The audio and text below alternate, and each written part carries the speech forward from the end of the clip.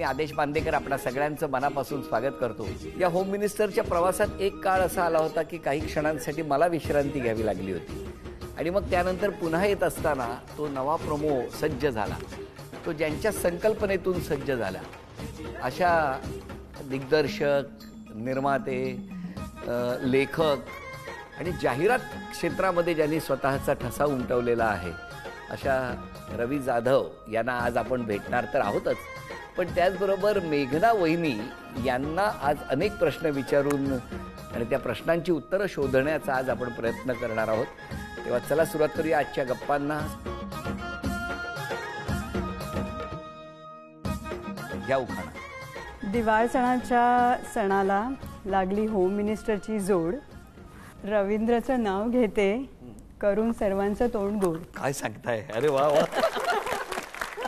रवी sir आपण पण घ्या ना. नाही मोह माया, नाही कोणाचा हेवा, मेघनाचं नाव घेतो, नीट लक्षात ठेवा. अरे वा. बरं द्या ना सगळ्यांची ओळख करून. वहिनी. माझे बाबा. नमस्कार. आई. नमस्कार. माझी वहिनी. नमस्कार. आयुष तिचा मुलगा आणि रिद्धी मुलगी. नमस्कार. आमचे सुपुत्र. नमस्कार. अंश मोठा कॅनडाला आहे. हो हो. आणि आज त्याचा वाढदिवस आहे. आणि आज वाढदिवस आहे. वाढदिवसाच्या खूप शुभेच्छा. थँक्यू. माझ्या नणंदबाई, रवीचे बहीण. नमस्कार. प्रमुख भूमिका. हो. नमस्कार. मागे महेंद्र. मधले भाऊ. नमस्कार. जाऊबाई त्यांच्या मिसेस. मोठे भाऊ. नमस्कार. राजेंद्र त्यांच्या मिसेस. नमस्कार. सगळी भाचे कंपनी मागे. वा वा वा. नमस्कार सगळ्यांना. नमस्कार. बालपण कुठलं? बालपण विक्रोळीचा जन्म आहे आणि मग डोंबिवली. विक्रोळीला कुठे? कन्नंबरनगर. आई बाबा काय करायचे? बाबा स्टेट बँकेत नोकरी. येस. आई हाऊसवाईफ. बरं. आणि किती जणांचं कुटुंब होतं तुमचं? 4. आणि तुमचं बालपण? आधी प्रभादेवी मंदिरासमोर पेडणेकर चाळ होती तिथे. बरं. त्यानंतर आदर्श नगर, बिल्डिंग नंबर 38, खोली नंबर 964. अरे वा. शाळेचं नाव बालविकास मंदिर. हे बघितलं किती हुशार विद्यार्थी आहे की नाही. त्यानंतर 5वी 6वी पिंटोवीला म्हणजे नाबार्ड गुरुजी विद्यालय जे आता आहे, आणि त्यानंतर 7वी पासून डोंबिवलीमध्ये. किती जणांचं कुटुंब होतं? मी सर्वात धाकटा आणि माझा सर्वात मोठा भाऊ, मग मधला भाऊ महेंद्र, राजेंद्र, महेंद्र, वैशाली आणि मग मी रवींद्र. तर आम्ही 4 आणि आई बाबा 6 जण. आई बाबा काय करायचे? बाबा एक बिडिडी चाळमध्ये मॉडर्न टेक्स्टाईल मिल आहे, त्या मिलमध्ये बाबा कामाला होते. आणि त्याच मिलमध्ये मग मी आणि माझ्या भावानं पण काम केलं, महेंद्राने सुद्धा काम केलं. अच्छा. हो हो. अरे वा. आणि मग आई गृहिणी? आई हाऊसवाईफला. मग कसे अभ्यासात वगैरे कसे होता तुम्ही? आम्ही सगळे ठीकठाक होतो. म्हणजे मोठा भाऊ त्यावेळी हुशार होता, सर्वात मोठा भाऊ, आणि आम्ही दोघे ठीकठाक होतो. आणि म्हणजे जेव्हा वडील चिडायचे तेव्हा मार खायला मग मोठा भाऊ सोबत पुढे असायचा, मग मधल्या भावाचा नंबर, आणि मी सर्वात धाकटा असल्यामुळे मी लपायचो मागे. त्यामुळे मी त्यातल्या त्यात थोडा वाचायचो, पण जास्त मार मोठ्या भावाने खाल्लाय. तुमच्या दोघांची ओळख कधीची? डोंबिवलीमध्ये. म्हणजे आज अनफॉर्च्युनेटली माझा जो मेहुणा आहे मोनिश तो नाही आहे, आणि तो माझा बेस्ट फ्रेंड आहे. म्हणजे तो मेहुणा नंतर आहे, त्याच्या आधी तो माझा बेस्ट फ्रेंड आहे बेसिकली. तर तो माझा मित्र होता आणि त्यांच्या कॉलेजमध्ये डान्स बसवायचा होता, तर मी ॲज अ कोरिओग्राफर त्यांचा डान्स बसवला, त्यांच्या ग्रुपचा. तिथे आमची दोघांची ओळख झाली. कुठलं गाणं होतं? महबूबा गाण्यावरती आम्ही वेस्टर्न डान्स बसवला होता. बरं. शोलेमधल्या. हो. आणि त्याला त्यावेळी खूप अप्रिशिएशन मिळालं होतं कॉलेजमध्ये, पेंढारकर कॉलेजमध्ये. आणि त्यानंतर मग त्यांच्या घरी जाणं येणं झालं आणि तिथे मग मेघा दिसली. कधी भेटले त्यांना पहिल्यांदा? असे प्रॅक्टिसला आमच्या घरी यायचा, तो प्रॅक्टिस घ्यायला यायचा. आणि मी कुचिपुडी डान्सर होती, त्यामुळे डान्स हा एक कॉमन थ्रेड होता आमच्या दोघांच्या मधला. पण तेव्हा मी ॲक्च्युली ह्याच्याकडे बघायचे पण नाही. का?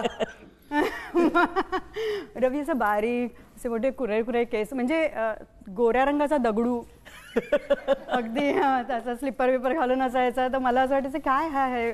पण नंतर हळूहळू मला लक्षात आलं की नाही, हिडन क्वालिटीज खूप आहेत. तेव्हा कुठल्या कळल्या होत्या तुम्हाला? नाही, तो जेजेत होता, तर तो दाखवायचा त्याचे असाइनमेंट्स वगैरे. तुम्हालाच? हो. नाही, आम्हाला नाही, सगळ्यांनाच दाखवायचा. पण मला विशेष कळलेलं की नाही, काहीतरी आहे स्पार्क. काय बाबा, काय म्हणजे हे? तिला सगळे ग्रीटिंग कार्ड्स मी सुद्धा पेंट करून द्यायचो, मी कधी विकत नाही घ्यायचो. तुम्हाला वाटलं होतं की काहीतरी आता यांच्या मनात आहे? हो ना. मग फायनली प्रपोज करणं वगैरे झालं? हो. म्हणजे ह्यानी एक सुंदर ग्रीटिंग बनवलेलं व्हॅलेंटाईन्स डेच्या दिवशी, आणि मी क्लासला चालली होते. तर मला त्याने हातात दिलं आणि असं त्याच्यात लिहिलं होतं की if you like me turn back and smile.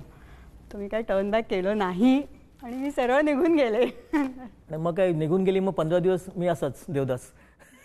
मग मोहनीशलाही भेटला नाही त्या काळात. काही उत्तरच नाही, काहीच नाही. मित्रांकडे निरोप पाठवायचे, काय आहे काय आहे वगैरे. पण तुम्ही का असं केलं तो? सो मी शुअर नव्हते. 12th मध्ये होते मी. खूप. तर मला वाटलं की नाही, आपण थोडा विचार करावा. अच्छा, म्हणून तुम्ही थोडा वेळ घेतला. मागे वळून बघितलं नाही. नाही. आणि नंतर असं बघितलं की मागे वळून बघावं लागलं नाही. हो की नाही? खरंच. पण मग शेवटी होकार कधी झाला मग? त्याचं अॅन्युअल गॅदरिंग होतं त्या जेजेचं. आणि मग किती वर्षांनी हे नाही, पत्रानंतर? एक 15 दिवस. 15 दिवसांनी. अच्छा, 15 दिवसातच वळून बघितलं. अरे मला वाटलं एक 15 तरी महिने काढतील. नाही नाही. मग नंतर मग मी त्याला काही अटी घातलेल्या की हे नाही करायचं, असं नाही करायचं, असं वागायचं. नाही नाही नाही, एक पाच तरी अटी त्यामधल्या कुठल्या होत्या? नाही, मला असं लेट नाईट रस्त्यावर उभं राहिलेलं आवडत नाही. अट नंबर 1, टवाळक्या करत उभं राहायचं नाही. 2, कुठलं व्यसन नाही करायचं. अच्छा, कुठलंही व्यसन करायचं नाही. 2, तिसरं डिसेन्सी, जी आमच्या फॅमिलीमध्ये आहे तसे डिसिप्लिन आणि डिसेन्सी. पण त्या मुलाकडे तेवढी डिसेन्सी आहे हे कळलंच नव्हतं तुम्हाला? नाही, होती त्याच्याकडे, ती डेव्हलप करायची. 3, बस. चौथं बस. आणि कमिटेड राहायचं. क्या बात आहे. आणि खरं तर मलाही सांगायला अतिशय आनंद वाटेल की आमच्या मनोरंजन क्षेत्रात अत्यंत कमिटेड आणि कमिटमेंट कशी पाळावी ही खरंच रवी यांच्याकडनं शिकावी असं आम्ही सगळ्यांना सांगेन. पण तुमच्या घरी कळलं कसं? आमच्या घरी, रवीच्या घरी त्यांनी लगेच सांगितलं. मी घरी लगेच सांगितलं. बरं. माझ्या घरी थोडीशी हालचाल दिसू लागली. आणि माझ्या आईबाबांना, त्यांना ते फिटनेस फ्रीक आहेत ते पण. तर ते खूप संध्याकाळी वॉक करायला जा, रात्री वॉक करायला जा. तर नेमकं आम्ही कुठे भेटायलाच ठरवलं की ते तिथून वॉक करत येताना दिसायचे. म्हणजे बऱ्याचदा असं व्हायचं, आम्ही दोघे चाललोय ना, तर मला मेघाच्या आईबाबा पहिले दिसायचं आणि मी गायब व्हायचो इकडनं. आणि मेघा एकटी पुढे, हा कुठे गेला तर बघायचं समोर आई असायची. असं बऱ्याचदा झालं होतं आमचं. मी गायब मागच्या मागे. मग त्यांना कळलं की सांगितलं? नाही, मग त्यांना कळलं. आईला लक्षात आलं. मग आईने म्हटलं काहीतरी काय चाललंय. मग आईने म्हटलं की आधी तू मार्क्स आण, रवीला काही अचिव्हमेंट्स करू दे, मग त्याच्यानंतर आम्ही विचार करू. असं त्यांना सांगितलं मग तुम्ही? मला सांगत दादा नाही की बेसिकली नाही म्हणत नाही आणि हो पण म्हणत नाही, पण you have to achieve something. मी तुला काहीतरी करून दाखवावं लागेल आणि मग मी विचार करेन की एक्झॅक्टली काय करायचं. And that actually motivate me. म्हणजे मला पण त्यातनं एक प्रेरणा मिळाली की बेसिकली काहीतरी केलं पाहिजे लाईफमध्ये. आणि सो आम्ही लग्नाच्या आधी आम्ही स्वतःचा फ्लॅट घेतला दोघांनी. आणि ते एक ठराविक कथा होती. म्हणजे सॅलरी, मग तो फ्लॅटचा हप्ता, हे सगळं काही जमत नव्हतं. पण तरी आम्ही दोघांनी तो फ्लॅट घेतला आणि त्यानंतर आम्ही लग्न केलं. स्वतः ड्रीम हाऊस होता आमचा. छोटीशी टॅवेस, म्हणजे डोंबिवलीपासून 7 किलोमीटर एक दावडी म्हणून गाव आहे. डोंबिवलीच्या आणि कल्याणच्या हायवेच्या पलीकडे त्या दावडी गावामध्ये आमचा पहिला फ्लॅट घेतला जेव्हा आम्ही लग्नाच्या आधी. अगदी दोघे छोटे होतो आम्ही वयाने. आज इतक्या वर्षानंतर मागे वळून बघताना जे काही तुम्ही चढ उतार सगळ्यांच्या आयुष्यात असतात, पण आज रवी जाधव जे काही फ्रेम पूर्ण झाली आहे किंवा होते आहे त्याचं श्रेय द्यायचं झालं तर या माऊलीला असेल? 100हून जास्त टक्के. त्याच्यापुढे टक्के नसतात माझ्यामध्ये. 100 इज अ मॅक्सिमम. कसं बेसिकली तुम्ही जर टाइमपास जर पाहिला असेल तर दगडू एक मुलगा होता जे ज्याच्या एमलेस होता. म्हणजे पुढे काही एम नव्हते, टार्गेट्स नव्हते. आणि आम्ही खूप साध्या फॅमिलीतला आलो आहे. म्हणजे मी, माझे भावंड, आम्ही खूप साध्या सिंपल फॅमिलीतला आलेलो. तर आमच्या वडिलांची एकच इच्छा होती की तुम्ही थोडंफार काम करा, काहीतरी स्वतःपुरती पैसे कमवाय, त्यांची इच्छा होती. आणि त्याने आम्हाला खूप आनंदात आम्हाला लहानाचं मोठं केलं. आम्हाला कुणाला असा कुठचाच कमी कधी जाणू दिली नाही आम्हाला. पण ते मिलमध्ये होते आणि त्यांच्याकडनं जीवन, आम्ही एका स्कूटरवरनं 6 जण सिनेमा बघायला जायचो. ती स्कूटर माझी अजूनही घरी आहे. पण डोंबिवलीमध्ये एक लिमिटेड थिंकिंग होतं माझं की आपण एवढं करू शकतो. ते थिंकिंग जेमध्ये गेल्यावरती थोडं अजून ब्रॉड झालं. असं वाटतं नाही ह्याच्या पलीकडे एक वेगळं जग आहे, अजून काही आपल्याला करता येऊ शकेल. त्यानंतर मेघना लाईफमध्ये आले. त्यांनी इन्स्पायर केले की नाही तू थांबू नकोस. म्हणजे तू चित्र काढतोस, मग तू लिहायला सुरुवात कर. मग मी लिहायला सुरुवात केली. मग ते म्हणाले तू लिहितोच चांगला, मग तू जाहिराती करतोस, मग तू स्वतः डायव्हर्ट का करत नाहीस. मग मी डायरेक्शन करायला सुरुवात केली. जेव्हा नटरंग केला सिनेमा, मला फायनान्समधलं काही कळत नव्हतं. मला अजूनही कळत नाही. म्हणजे आता मी एक वेबसिरीज साईन केली, मला विचारलं तू हाऊ मच तुम्ही तुमची फी काय, तर मला अजून ते बोलता येत नाही. हा माझा अजून मोठा प्रॉब्लेम आहे. तर हे सगळं फायनान्स हे मेघाचं खूप स्ट्रॉंग स्ट्रेंथ होती. कारण जे वडीलसुद्धा फायनान्समध्ये खूप काम करत होते. त्यामुळे फायनान्स ती म्हणजे नटरंग तू घाबरू नकोस, तुझं प्रोडक्शन फायनान्स सगळं मी बघेन. तर नटरंगची ती निर्माती झाली माझ्यासोबत. आणि ऑब्व्हियसली मला पहिली संधी झी मराठीने दिली आणि झी टॉकीज त्यावेळी होतं. त्यांनी विश्वास ठेवला की तू कधी करू शकतोस. मग त्याआधी मी कोणता चित्रपट केला नव्हता. आणि त्यामुळे मग तिकडनं एक वेगळी सुरुवात झाली. मेघना लाईफमध्ये आली हा टर्निंग पॉईंट होता. तो जर टर्निंग पॉईंट झाला नसता तर कदाचित मी आज डोंबिवलीत राहत असतो. तर आम्ही एक एक स्टेप पुढे गेलो. मला अजूनही आठवतं आम्ही प्रत्येक घराच्या खिडकीतनं बघायचो की इथे राहायला गेलो की किती छान होईल. विदिन 4-5 इयर आम्ही तिथे राहायला गेलो. मग त्या खिडकीतनं बघायचो तिथे गेलो किती चांगलं होईल ना. विदिन 4-5 इयर आम्ही मेहनत करून तिथे राहायला गेलो.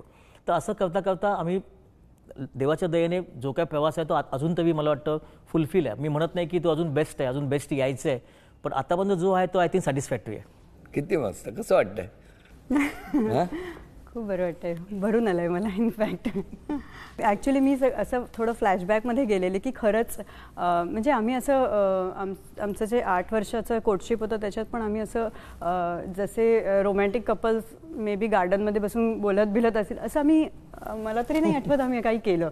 म्हणजे आमचं कायम हेच होतं की रवी पुढे काय, तू आता हे अचीव केलंस आता ते अचीव कर, ह्याचं डिस्कशन. किंवा घर घ्यायचं आहे, बाबांनी म्हणजे दादा म्हणतो आम्ही त्यांना, दादांनी हे टार्गेट ठेवलं आहे तर आपण कसं करायचं, मग मी ह्याच्यानंतर मी जॉब करू शकते का, किंवा तू शिकता शिकता जॉब करू शकतो. सो मला असं वाटतं की ते 8 वर्ष ह्या प्लॅनिंगमध्येच गेली. सो आय थिंक अजूनही चालूच आहे. तर रवी आपल्याला थोडा वेळ काढला पाहिजे, काहीतरी रोमांस करण्यासाठी वेळ काढला पाहिजे. आज किती वर्ष झाली लग्नाला? आता 25 वर्ष. 25 वर्षाचा सहवास आहे, हो की नाही? डिसेंबरला. अशा असंख्य गप्पा आपल्याला मारायच्या आहेत. सासरेबुवांना आधी विचारतो, आज जावयाकडे बघताना काय वाटतंय? रवीकडे बघताना जावई माझा भला, आणि त्याने ज्या ज्या गोष्टी सांगितल्या होत्या त्या पूर्ण करून दाखवल्या, त्याच्यापेक्षा जास्ती करून दाखवलं. अत्यंत अभिमान वाटतो मला माझ्या जावयाचा. वा, काय आहे रवी, तो काळ मी बघितलाय फार जवळून. नटरंगच्या आधीची त्याची धडपड बघितलेली आहे. म्हणजे मला आठवतं की आपण म्हणजे मी इंडस्ट्रीत, मराठी इंडस्ट्रीत खूप कमी लोकांना ओळखत होतो. आणि ओळखत होतो म्हणजे एक तुम्हाला आदेशला, कारण आम्ही एक जाहिरात एकत्र केली होती आणि त्यातनं मला असं वाटलं की नटरंगच्या प्रमुख भूमिकेत आदेश असावा. आणि त्यानंतर आमची तयारी सुरू झाली. मला असं वाटतं नटरंगचं म्युझिक सगळ्यांना अख्ख्या महाराष्ट्राला आवडतं, पण अजय अतुलची माझी ओळख आदेशने करून दिली. आदेश मला त्यांच्याकडे पहिल्यांदा घेऊन गेला आणि म्हणाला की हे म्युझिक खूप छान करतील. मला अजूनही प्रत्येक गोष्ट आठवते आणि या प्रत्येक गोष्टीचा मी अत्यंत अभिमानाने उल्लेख करतो की तसं झालं असतं तर कधी खूप छान झालं असतं. आमचा पहिला गाणं तुम्हीच होते. आमच्या पहिल्या नटरंग उभा गाण्याच्या रेकॉर्डिंगला तुम्ही होतात, आम्हाला अजूनही आवडतं. आणि मला पोस्टर्स पण तुमचेच केलेले होते. हो, मी बघितले पण गेले posters ती. होते. आणि मला अजून आठवतं त्यावेळी, आणि ते एकमेव गाणं आहे जिथे माझे बाबा रेकॉर्डिंगला आले होते, नटरंग उभाला. म्हणजे बाबा नंतर माझ्या बऱ्याच रेकॉर्डिंगला गाण्याला कधी आले नाहीत, पण नटरंग उभा गाण्याला बाबा रेकॉर्डिंगला आले होते. आणि आज ज्याचा बर्थडे अथर्वचा, तर तुमच्या लहानपणीच्या भूमिकेत अथर्वने एका ॲडमध्ये काम पण केलंय. तो आता अथर्व कॅनडाला आहे. त्यामुळे सगळं असं सर्कल आहे बेसिकली. नाही, कसं आहे, मला तेच म्हणायचं आहे की मला तो दिवस नेहमी आठवतो ज्या दिवशी मी खूप रडलो होतो.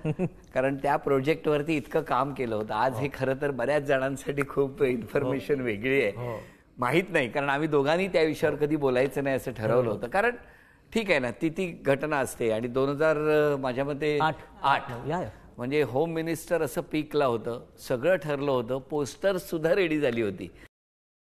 आणि अशा पीकवर असताना माझ्या या इतका जवळचा मित्र माझा, आणि काही गोष्टी घडतात आयुष्यात, तशा घडत गेल्या. आणि 2008 मग एका दिवशी असा निर्णयाप्रत यावं लागलं की मी नाही करू शकत आहे ते. आणि मग मी आणि रवी बसलो होतो. मला तो दिवस आठवला तरी अंगावर काटा येतो. पुढे रवी खूप म्हणजे मला नेहमी असं वाटतं की तो इतका चांगला आहे ना. म्हणजे इंडस्ट्रीमध्ये टॅलेंटेड लोक लाखो असू शकतात, पण टॅलेंटेड लोकांच्या बरोबर माणूस म्हणून चांगलं असणं ते सुद्धा खूप फार महत्त्वाचं आहे. आणि रवी, तुझ्यामध्ये ते आहे.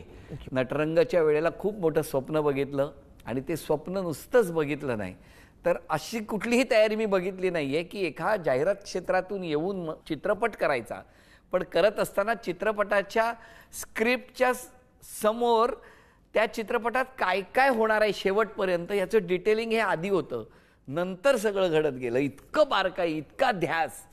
खरंच मला म्हणजे तुझ्यासाठी खूप टाळ्या वाजवाव्याशा वाटतात. आणि खूप उत्तरोत्तर झालेली प्रगती बघून मला तर अधिक आनंद होतो. काय काय घटना आहेत अशा सगळ्या.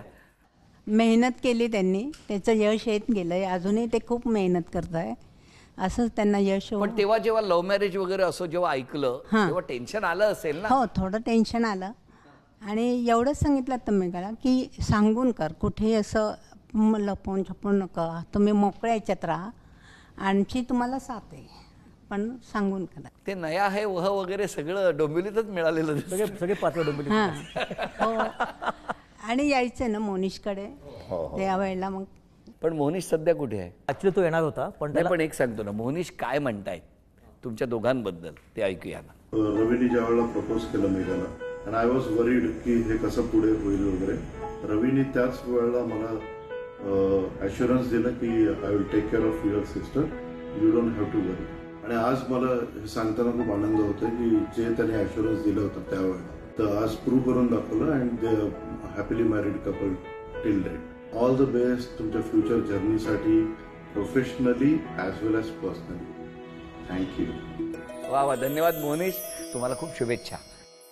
माझ्यासाठी तर ॲक्च्युली दोघंही अतिशय एक इन्स्पायरिंग जोडी आहे आणि म्हणून माझ्यासाठी सगळ्या गोष्टी खूप सोप्या झाल्या, कारण मला घरातच इतके सगळे आयडॉल्स मिळाले बघायला. सो मला फक्त मग सोबत चालायचंच होतं. रवी काका खूप हार्डवर्किंग, मेघाते खूप हार्डवर्किंग. जास्त कोण हार्डवर्किंग? दोघं. नाही नाही, तरी सुद्धा आता मी असं नाही सांगू शकत.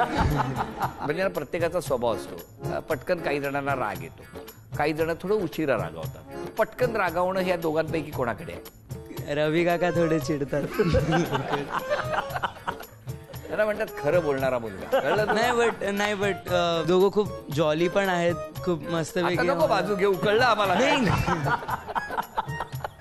बरं, या दोघांपैकी गोड खायला कोणाला जास्त आवडतं? मेघात्या. ती बनवते गोड आणि खाते पण गोड, एकदम असं. दोघं गोड आहेत. दोघे गोड आहेत. या सगळ्या गप्पा सुरू आहेत आणि या गप्पा सुरू असताना आज या गप्पा संपणार नाहीत. अजूनही पुढच्या भागात आपण या कुटुंबाला भेटणार आहोत, मेघना वहिनींना भेटणार आहोत आणि त्यांचं हे इतकं छान कुटुंब आहे, सगळ्यांना भेटणार आहोत. कारण आज मेघना रवी जाधव असं म्हणत असताना, या कुटुंबात आज या गप्पा मारत असताना उत्तरोत्तर असाच आनंद राहो. आणि ज्या दिवशी आम्ही चित्रीकरण करतो आहोत त्या दिवशी अथर्वचा वाढदिवस आहे, कॅनडामध्ये आहे तो, त्यालाही शुभेच्छा आज आम्ही देणार आहोत. Hi, thank you for all your lovely wishes. Mom, Dad, you all have been my biggest support. I love you and I miss you. Bye. आणि या शुभेच्छांबरोबरच आता या भागाची सांगता करत असताना आज आपण रवीजी तुमचा सन्मान करणार आहोत. झी मराठीकडून गणपती बाप्पा. गणपती बाप्पा मोरया.